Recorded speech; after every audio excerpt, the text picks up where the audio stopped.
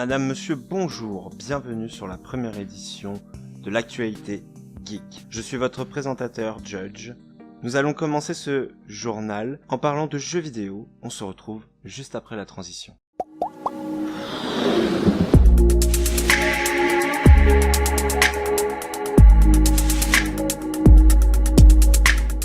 Le studio Wildcard, connu pour avoir développé le jeu Ark, annonce un nouveau jeu sous le nom d'Atlas. Il s'agira d'un jeu de pirates. Nous avons très peu d'informations à ce jour, à part cette bande-annonce qui a été publiée sur internet. Vous l'aurez sans doute constaté, ce jeu utilise le même moteur graphique de Ark, le Unreal Engine. Désolé si je l'ai mal prononcé. Il n'y a aucune date de sortie, mais on devrait en apprendre un peu plus dans les prochains jours. Si vous jouez à PES, sachez que PES 2019 a sorti sa démo. Elle est disponible depuis le 8 août sur PC, Xbox et PS4. La démo propose 3 modes de jeu, le match simple, les matchs en ligne et les matchs en coop en ligne. 12 équipes sont disponibles. Je vous laisse bien sûr un lien dans la description pour les découvrir. Et je vous rappelle que PES 2019 est prévu pour le 28 août prochain. Bandai Namco a annoncé le Season Pass 2 pour son célèbre jeu de combat Tekken 7. Au total, 6 combattants feront leur apparition, dont un qui nous vient de l'univers de The Walking Dead. Il s'agit bien sûr de Negan, qui est prêt à défoncer des crânes avec sa batte Lucille. Aucune date n'a été officialisée pour l'instant. C'est la fin de l'actualité jeux vidéo. Nous allons passer maintenant à l'actualité série télé.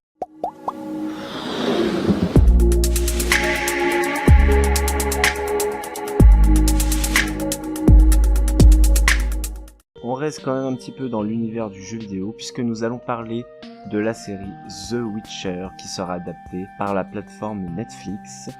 Ceci n'est pas une adaptation des jeux, mais plutôt des romans de Andrzej Sapkowski. Désolé pour la prononciation, aucun casting n'a été annoncé pour le moment, mais l'acteur Henry Cavill, qui campe Superman à l'écran, est très intéressé pour tenir le rôle de Geralt. D'ailleurs, Vicardi Vendetta du site Reddit nous a édité d'une photo de l'acteur dans la peau du célèbre sorcier. La série est prévue pour 2020. Je vous mets un petit lien dans la description si vous voulez en savoir plus. La série Halo est toujours d'actualité. Elle sortira en 2020 sur la chaîne Showtime. Le personnage principal n'est autre que bien sûr Master Chief. L'histoire apparemment serait inédite. À ce jour, aucun casting n'a été annoncé. Du côté de chez DC Comics, le Arrowverse qui intègre les séries Arrow, Flash, Supergirl et DC Legends of Tomorrow a trouvé sa Batwoman. Il s'agit de l'actrice Ruby Rose, connue pour le rôle qu'elle tient dans Orange is the New Black.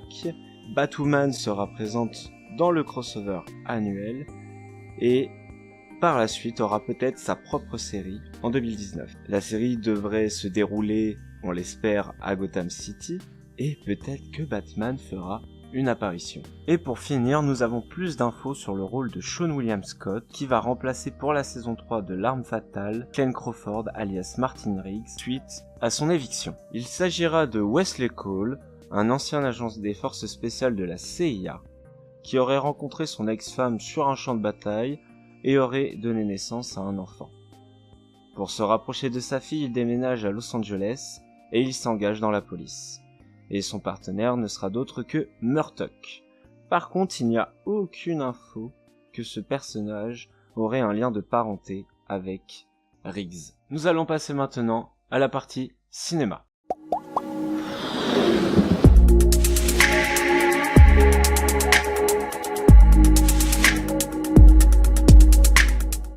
Suite à des tweets de Black Salas datant d'il y a 10 ans, James Gunn, le réalisateur des 2 Gardiens de la Galaxie, s'est fait remercier par Disney.